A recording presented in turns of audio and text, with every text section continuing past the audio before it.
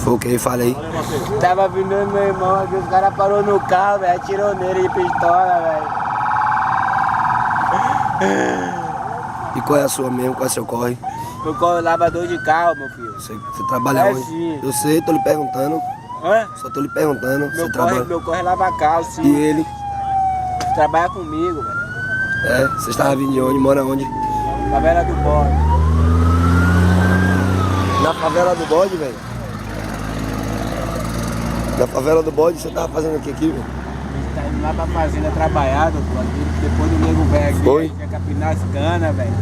Ah. Os facão lá, a faca lá, ó.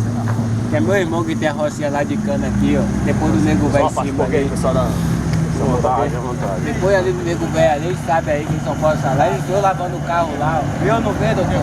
Vê, doutor? Vocês vão almoçar no nego velho lá, eu tô lá ó, trabalhando. Cheguei, velho. Quem foi que atirou, você sabe? Um carro branco, foi tipo estrada, pai.